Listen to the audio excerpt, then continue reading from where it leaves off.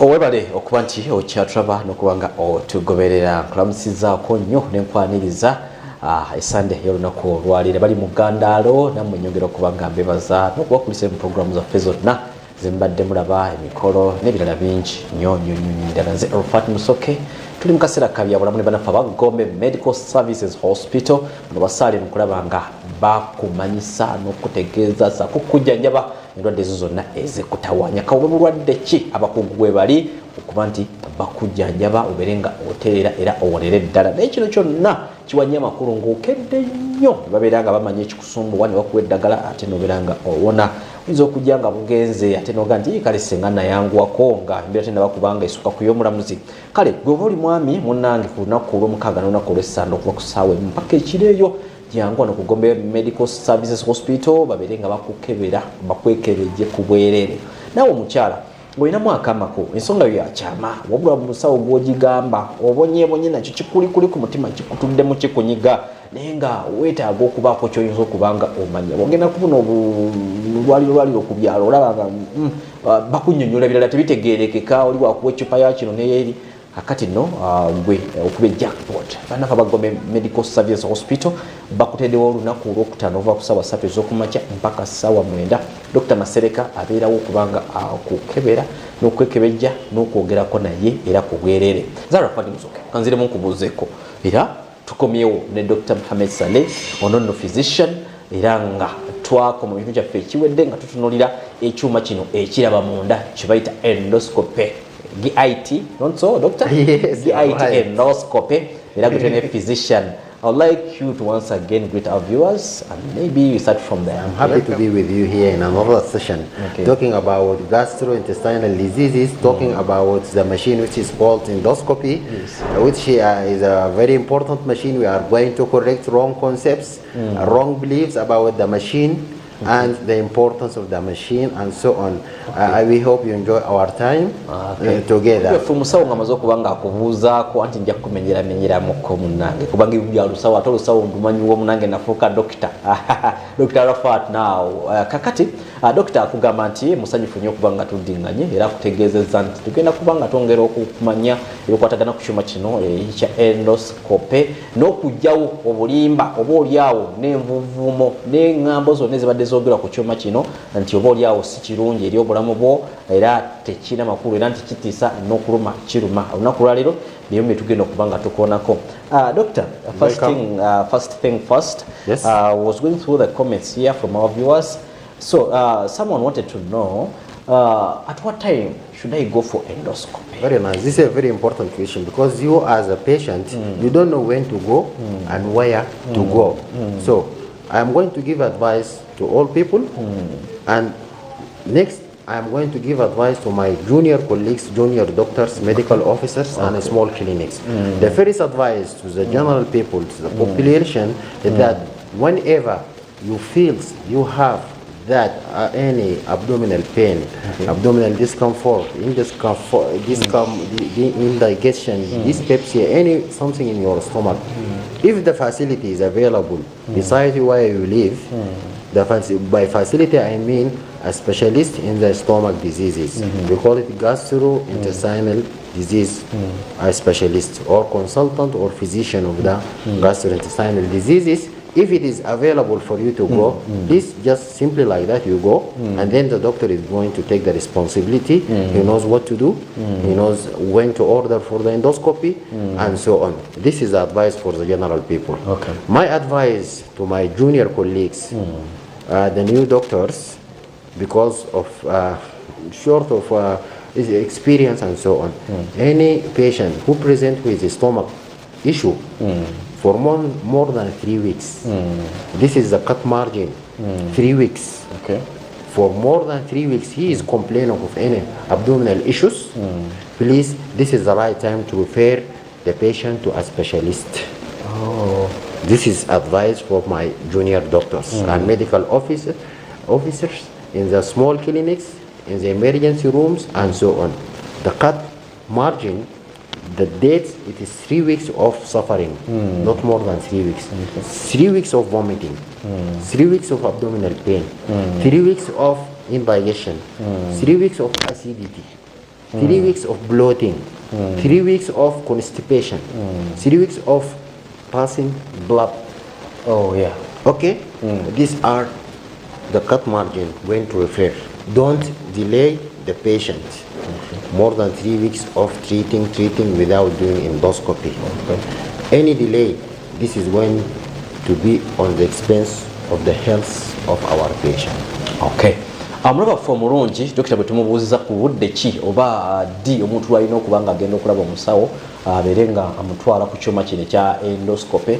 Dokita atugambye nti agenda kuwa amagezi abantu ba mirundi ebiri. Asooka yenze oba ggwe omulabi waffe atawanyizibwa olubuto, then n'omusawo ono asookerwako abayise ba junior abakyayiga abasawo naye nga bakyeyongerako okumanya ku by'obusawo bino. Natugamba nti bwatutandika naawe omuntu wa bulijjo oba nange omuntu wa bulijjo bw'obanga owuliramu embeera etali nnungi mu lubuto, owulira ofuna gaasi, olubuto lwetukuta lutabuse nga bye twayogeddeko mu kifu kyaffe kiri ekyaggwa, ng'owulira olubuto luteredde bulungi nnyo, embeera eyongedde okutabuka, wobanga waliwo eddwaliro nga Gombe Medical Services Hospital okumpi, gendayo obeere nga olaba omusawo oyo omunnyonnyole alabe kyayinza okuba nga akukolera.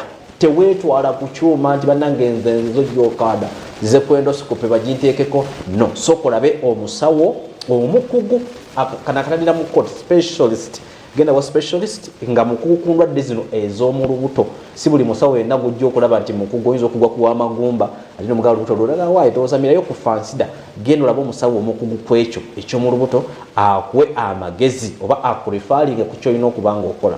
Kakati bw'avuddeko awo nategeeza nti ku basawo bano bannaffe abatandika obutandisi ba junior nga omuntu akutuukiridde azze gy'oli ayagala kubanga ayambibwa olubuto lumuluma, olubuto lwesiba, olusesema lwakuyita okutanaka, oba nga alina embeera avaamu alina embiro, omuntu oyo gwenga gwe omusawo asookerwako mulabe oba mujjanjabe oba omukoleko okumala weeks 3 era tandika okubala nti okuva nga lumu mpaka weeks 3 nga ziyiseewo. Omulwadde oyo embeera weeba eganye okukyukako nasigala nga persistent, nasigala nga omusaayi gukyajja, aba afuluma omusaayi oba atanaka, olubuto lwesibye, talya bulungi, embeera eganye, gasajjudde mu lubuto, kwate ekkuba omuntu oyo mulifaalinge eri omukugu amangu ddala. Tolemezaako, togamba nti akankyuse ku ddagala kankole bwati ne bweti. So Dr. Bwati bwatunonodde. Doctor, as we winding up this session, people would like to know what are the benefits of this process, endoscopy? Okay. Like any medical procedure, and like any medical machine, it has its benefits, which cannot be done by any other machine. So the benefits of the endoscopy machine is that we are going to visualize and see your disease with our eyes, and this is final diagnosis. This is a final decision. I am going to know, I will know what is inside your stomach, what is wrong with you, not by just guessing, not by exact seeing the disease. And in some cases, I'm going to take a tissue sample, I'm going to take a small piece from the lesion to send the sample to the lab for more examination. So some diseases, when we see them in the endoscopy inside, we know everything. This is H. pylori or so. For some diseases, we need to take a sample for more explanation and more investigations. So the benefit of the endoscopy is going to give me final diagnosis. This is one. Number two, it is going to discover early stage of cancer. And this is the most important point. And for a normal person who has his father, his uncle, his brother with a cancer of the stomach, we call it in medicine family history. He has a strong family history of stomach cancer or bowel cancer. This should present himself to the medical services before he develops any symptoms. No any feeling, no any problem, no complaint. He comes and tells the doctor, please, my father did or was having any cancer in the stomach and so on. My uncle, my mother has a family history of cancer. Simply like that, we are going to prepare you, do endoscopy. This is called screening. Just screening to look if you have an early stage. which can be known by the endoscopy. And even any patient or anyone above 50 years of old, he's a case or he's a candidate of going to do elective. We call it elective. For non-patient, it is nowadays, endoscopy machine, it is very simple. It is not with complications. No, don't fear of endoscopy, please. It is just like the scan. In 5 minutes, 10 minutes, we finish. Okay. Munaffe omulabi waffe nga tuwumba ekintu kyaffe kino ekisoose olunaku olwaleero Dr. tumubuuzizzaako ku migaso gy'ekyuma kino kibayita endoscopy. Ate nnyonde n'atugamba nti emigaso gyagenda okutuwa giri ebiri gyokka, era omugaso ogusooka nti ojja kukeberebwa omanyire ddala ekyo ekisemberayo ddala nti kyekikuluma, wataligamba nti watugezeeko kino watugezeeko kiri. Era nategeeza nti basobola okukozesa ekyuma kino oba mashini ya endoscopy ne wabaako obayinza okuba nga bakebera bakyetaaga kubaako kantu ke bajja kuba sample gye bajja munda omwo bagitwale mu kyuma oba mu laboratory bongere okuba nga bakyekebejja balabire ddala ono ekimuluma. Kitegeeza nti kumpi eno endoscopy ye stage esemberayo ddala mu kukebera munda w'omuntu gwe mugaso gwe ogusingira ddala. Oba basanzeyo kazimba basanzeyo bajja kujjako sample eyo bagitwale mu laboratory bagikebere bamanye nti ono yeetaaga ddagala bweriti ne bweriti ne bweriti. So kitegeeza nti oyo amakulu nnyo oba ogyetaaga kubanga tewali mugaso tewali nkola yonna ndala gyogenda kuyitamu kumanya kiri mu lubuto nga tebakoseza process eno ya endoscopy. Then natunyonyola ne ku mugaso omulala nti senga mu famire yo waliwo endwadde ensikire oba endwadde nga sijaga nti nsikire wabula endwadde zino nga zaki za mu musaayi. Bwe ngamba omusaayi kitegeeza guno gw'olina wabula mu lulyo lwammwe famire yo gy'ovaamu ng'endwadde zino zibadde ziruma ku bantu, ayinza okuba taatawo, ayinza okuba maamawo, ayinza okuba jjajjaawo. So bw'oba okizudde nti mu famire yo waliwo omuntu eyali afunyeko ku bulwadde oba yafunako ku kansa w'omubyenda, ndoza stomach cancer so bamuyita kansa w'omubyenda, genda mangu osobola akise elective osobola okugenda noga nti bannange nti okusinziira nga nze mu famire yaffe mulimu omuntu oba muzadde wange oba omuntu gwenyinako oluganda yalwalako ku kirwadde bwekiti ne bwekiti, nsaba kunkeberako ng'obudde bukyali ndabe oba nze sinaba kudivolupinga ndwadde eno. Bajja kukebera bonaaba olyoke kijja kuba kirungi. Bwe banaaba nga waliwo embeera gye balabye eyinza okuba nga eviirako bayinza okukyukakyuka nga eyinza okuviirako bajja kukolako osobole okuba nga weewala obulwadde buno. So kintuusiza okukuba nti tugendako mu kumulamu kwaffe mu kino ekitundu kyaffe ekisoose, tugenda kukomawo ate tubeere nga tuyinga ekitundu kyaffe ekyokubiri ekigenda okuba nga kisembawo ku nkola eno endoscopy.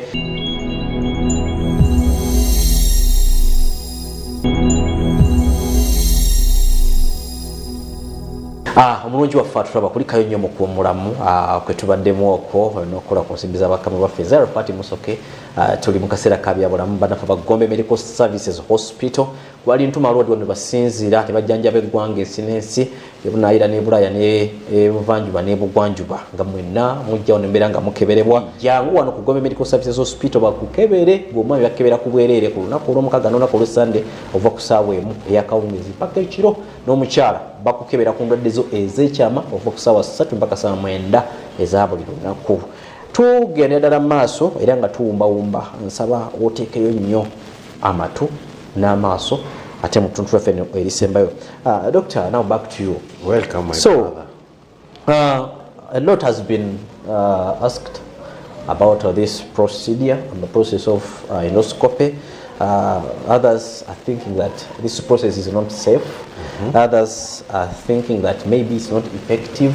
So, as we want to clear the air, could you please at least take us through this process and how effective and safe this procedure it is?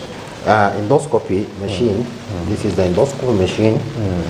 I'm saying it is not only safe, but in sometimes it is life-saving. Okay.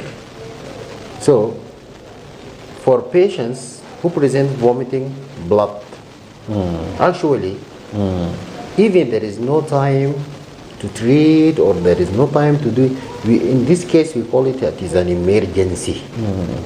Emergency is that we leave everything, we are going to be noted and called by the medical officer in the emergency. We have somebody who is vomiting blood, fresh blood or altered blood, and this is the right time to do the endoscopy and very quickly. And we call this golden hours. Any minute it is value.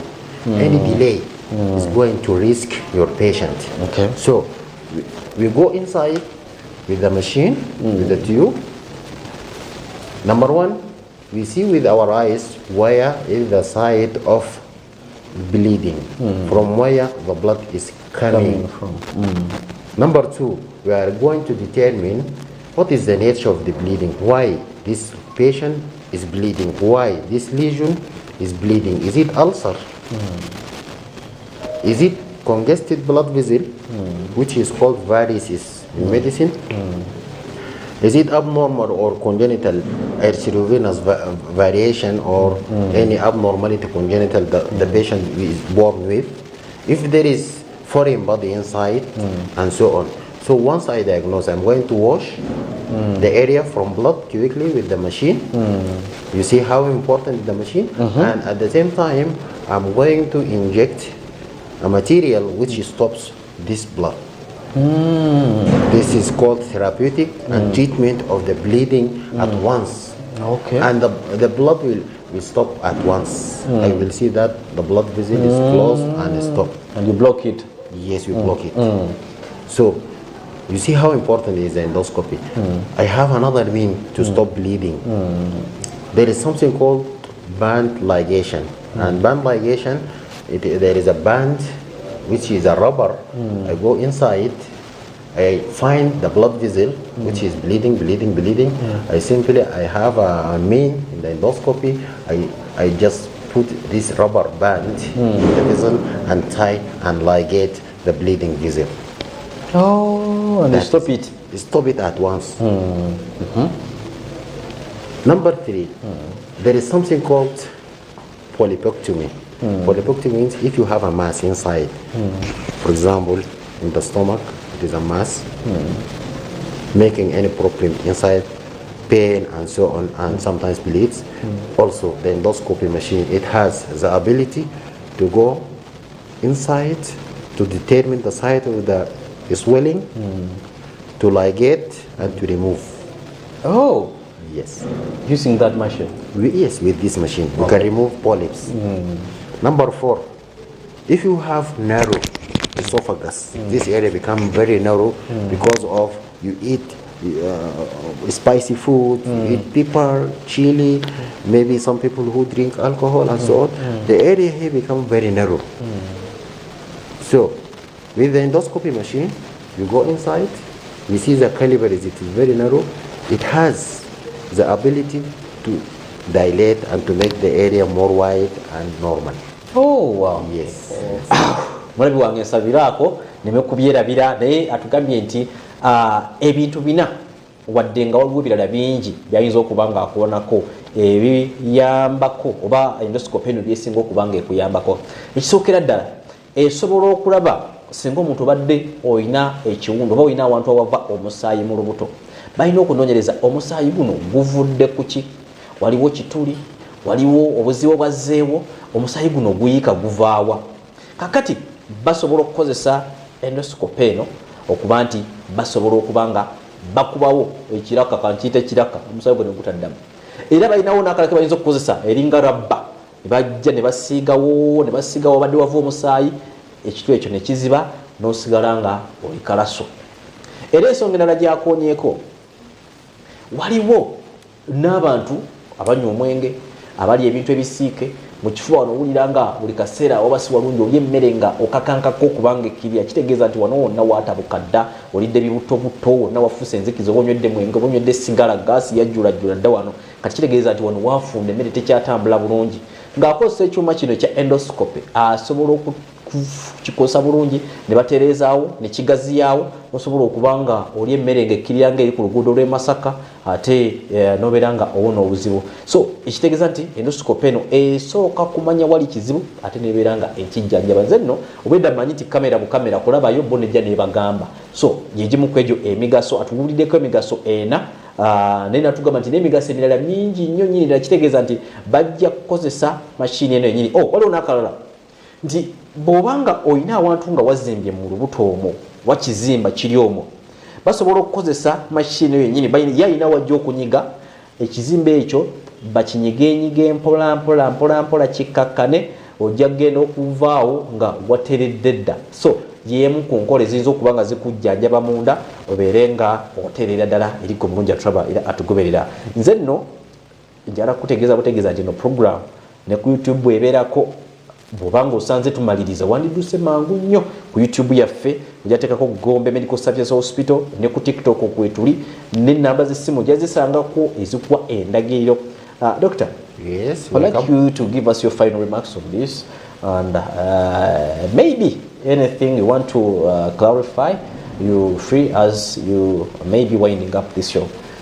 Okay, welcome. Oh. Thank you so much.